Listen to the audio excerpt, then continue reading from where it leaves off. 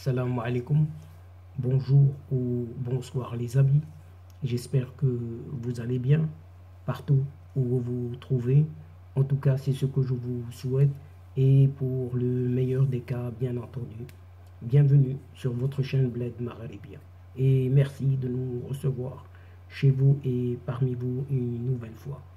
Pour ma part, je suis ravi, content, heureux de vous retrouver à travers de cette 325e vidéo qui vous propose votre CQFD, c'est-à-dire ce qui fait la petite discussion entre nous à chacune de nos rencontres. Et comme vous le savez désormais, votre CQFD de votre Bled Magharibia se penche et se consacre toujours à cette actualité nord-africaine pour venir vous la résumer très brièvement en quelques petits mots, quelques petites phrases qui ont été dénichées, récoltées, bien triées à partir justement de cette actualité de cette région méditerranéenne. Et cette fois-ci, ce CQFD qui vous est présenté ici se consacre à cette guerre en Ukraine, mais à travers ce Maroc aussi, qui déploie des vols spéciaux pour rapatrier ses ressortissants, ainsi que des étudiants mauritaniens. Mais l'Algérie reste bizarrement les bras croisés. Nous conclurons, chers amis, cette séquence concernant justement cette guerre en Ukraine par ce rouble, oui, ce rouble russe, cette monnaie russe qui chute près de 30%, oui, près de 30% après ces dernières sanctions, après les dernières sanctions occidentales. Mais cette crise ukrainienne pourrait avoir un impact inattendu, oui, inattendu, encore plus grave, sur l'intégrité de cette OPEP, oui, cette OPEP, cette organisation des pays producteurs de pétrole. Et donc, chers amis, face aux dangers qui guettent les civils en Ukraine, oui, à cause des violences de la guerre déclenchée par la Russie, cette Russie de ce Vladimir Poutine, les autorités marocaines viennent d'annoncer la mise en place d'un programme de rapatriement de leurs ressortissants établis sur le sol ukrainien. La compagnie nationale marocaine, la RAM, la Royal Air Maroc, a annoncé ce dimanche 27 février 2022, la mise en place de vols spéciaux exclusivement en faveur des Marocains établis en Ukraine, avec un tarif fixe de quelques 750 dirhams marocains, toutes taxes comprises, soit l'équivalent à peu près de 70 €. 3 vols, oui, 3 vols seront opérés vers sa base de Casablanca, Mohamed V, au départ de l'aéroport de Bucarest, Henri, Coanda, en Roumanie, et de Varsovie, Chopin, en Pologne. La RAM, donc la Royal Air Maroc, a rendu public sur Internet tous les détails de cette opération qui profitera à la communauté marocaine en Ukraine, laquelle est composée de près de 12 000 personnes. Et selon diverses sources médiatiques marocaines, au moins 3 000 ressortissants marocains ont été d'ores et déjà rapatriés grâce aux mesures mises en place par les autorités diplomatiques marocaines. L'ambassade du Maroc à Kiev œuvre en coordination avec les ambassades du Royaume dans les pays voisins à faciliter cette opération de leur transit dans des conditions sûres, les meilleures possibles. C'est ce qu'avait expliqué le 25 février dernier l'ambassade du Maroc à Kiev. En vertu de la fermeture de cet espace aérien ukrainien, la représentation diplomatique marocaine a appelé les ressortissants désireux de quitter le pays, donc l'Ukraine, à se rendre au point d'accès frontalier avec la Roumanie, la Hongrie et la Slovaquie, où des cellules d'accueil et d'accompagnement seront mises en place. C'est ce qu'a expliqué la représentation diplomatique marocaine dans un communiqué. Mais pendant ce temps-là,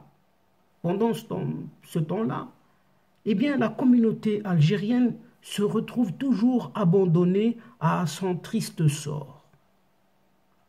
Les quelques 6000 ressortissants algériens établis en Ukraine, dont essentiellement des étudiants et des universitaires, sont toujours bloqués dans les décombres de cette guerre atroce menée par la Russie contre l'Ukraine. Aucun programme, oui, chers amis, aucun programme spécial de rapatriement des membres de la communauté algérienne n'a été établi ou tracé jusqu'ici. Dimanche 27 février, les autorités algériennes ont fait savoir officiellement qu'elles suivent avec beaucoup d'attention et de façon continue la situation de leurs ressortissants en Ukraine à la lumière des développements sécuritaires qui prévalent dans ce pays, et tous les moyens humains et matériels ont été mobilisés pour leur prise en charge, a indiqué un communiqué des ministères des Affaires étrangères et de la communauté nationale à l'étranger. Mais on n'y voit rien venir. Et ce ministère précise encore et toujours avoir mis en place une cellule de crise et mobilisé des moyens humains et matériels pour les suivis de ces ressortissants qui se trouvent en Ukraine, où il paraît-il que cette ambassade d'Algérie s'emploie à assurer des interactions directes et indirectes avec les compatriotes algériens qui se trouvent dans différentes agglomérations et régions du pays. Mes chers amis, aucune mesure concrète n'a été annoncée. Et les autorités algériennes se contentent juste d'affirmer que l'appareil diplomatique soi-disant algérien, l'appareil algérien en Ukraine et dans les pays voisins, cet appareil est pleinement mobilisé pour assurer une assistance aux ressortissants qui parviennent aux frontières des pays voisins de l'Ukraine. Mais c'est tout ce qu'il y a, que des messages, mais rien de concret. Mais alors, quelle forme prendra cette assistance annoncée par ces autorités algériennes? Aucune réponse. Oui, aucune réponse précise n'a été fournie par cette soi-disant diplomatie algérienne. Et cette même diplomatie algérienne assure tout de même que leur représentation diplomatique en Pologne et en Roumanie ont entrepris les démarches nécessaires pour faciliter l'entrée de ces ressortissants algériens depuis l'Ukraine. Mais en définitive, les autorités hongroises, polonaises, roumaines et moldaves ont toutes confirmé que les résidents étrangers en Ukraine peuvent se rendre dans les 4 pays sans visa, mais avec un passeport en cours de validité. En tout cas, c'est ce que rassure le ministère des Affaires étrangères qui recommande vivement aux membres de la communauté désireux de quitter l'Ukraine et non munis de documents de voyage valides à prendre attache avec l'ambassade d'Algérie à Kiev pour l'établissement de passeports d'urgence. Cette même source souligne enfin que des dispositions pratiques seront incessamment prises par ces ambassades algériennes aux fins de rapatriement en Algérie des ressortissants en provenance des pays voisins de l'Ukraine. Mais encore une fois, oui, encore une fois, pas le moindre dispositif sérieux. Oui, pas le moindre dispositif sérieux, vous entendez bien, ou rigoureux, n'a été explicité pour rassurer les ressortissants algériens qui veulent fuir l'Ukraine, oui, qui veulent partir de l'Ukraine pour rejoindre en toute sécurité leur famille restée en Algérie. Le Maroc, lui, le Maroc réservera des places aux étudiants mauritaniens aussi dans les vols programmés par la Royal Air Maroc, cette rame, pour évacuer non seulement les Marocains établis en Ukraine, c'est ce qu'annonce ce lundi 28 février le ministère mauritanien des Affaires étrangères. Non seulement la rame ramènerait des ressortissants marocains, mais aussi mauritaniens.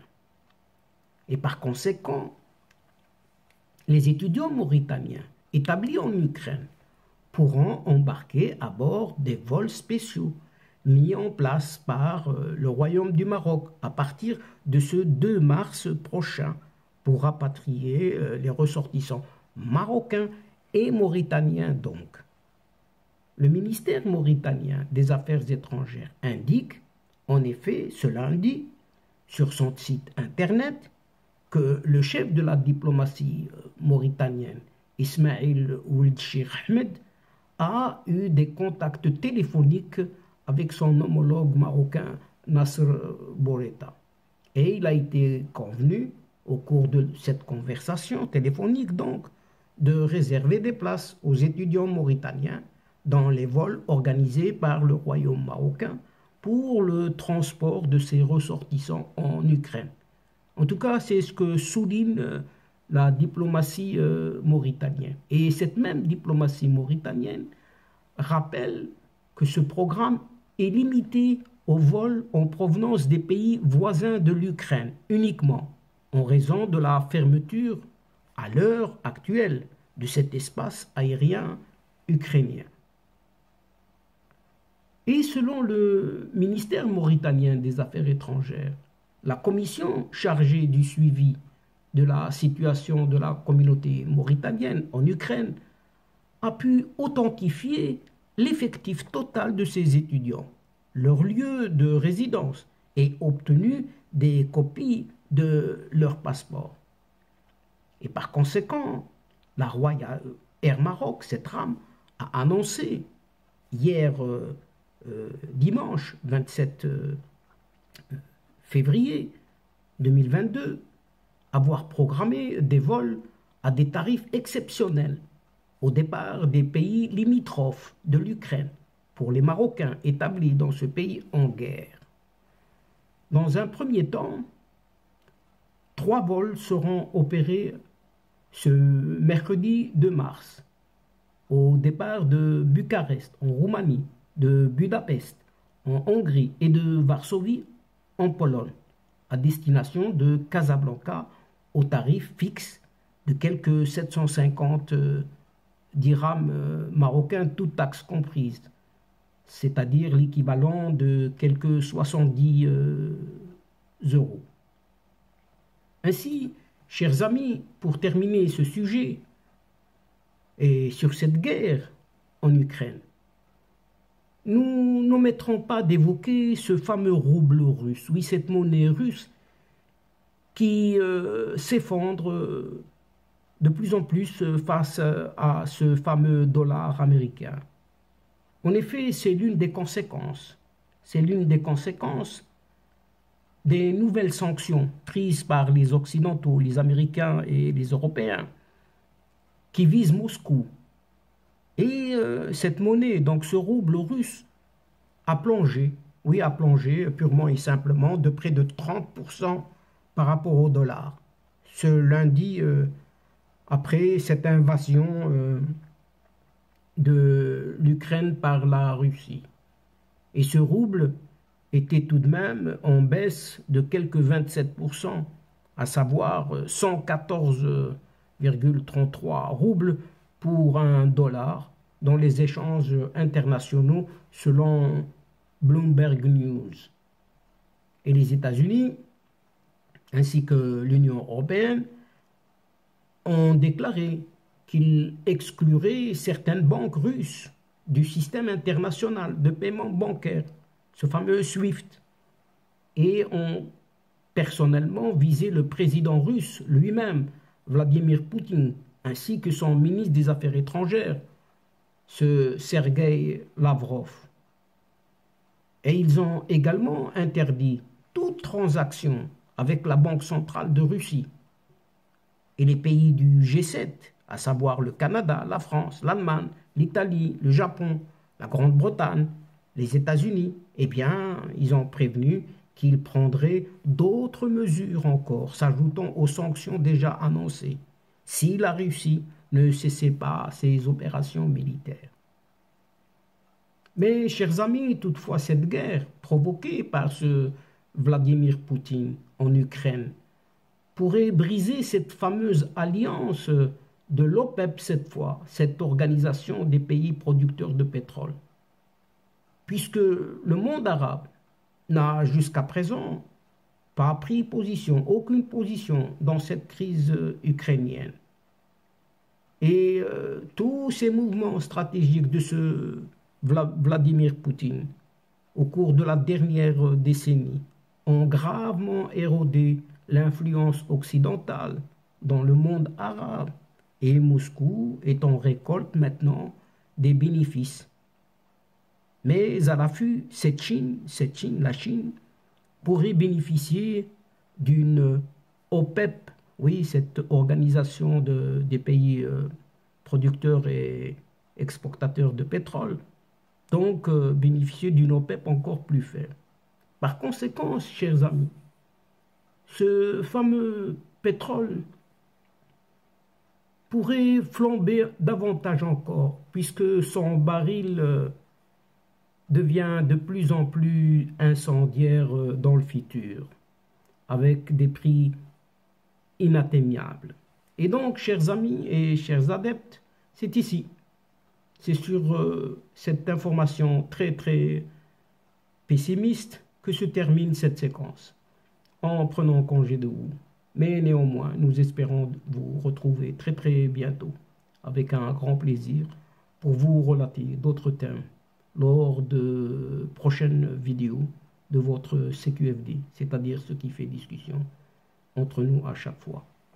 Merci pour votre confiance, pour votre fidélité, pour votre patience, mais surtout pour votre participation, de nous écouter, de nous suivre jusqu'au bout des séquences. Mais ces séquences attendent énormément de vous, beaucoup, votre soutien, votre encouragement. Mais néanmoins, ne nous oubliez pas. N'oubliez pas votre chaîne en l'aidant, en vous y abonnant, très nombreux, afin d'y être informés très rapidement, et ce, en toute primeur, bien sûr. Chers amis, n'oubliez pas et n'hésitez surtout pas de partager au grand maximum autour de vous les séquences vidéo de votre chaîne. Pour ma part, il ne me reste plus qu'à vous dire au revoir les amis. Al-Asdiqa, salam alaikum wa rahmatullah wa barakatuh. À la prochaine fois et à bientôt. إلى اللقاء في حصة أخرى إن شاء الله. مع السلامة.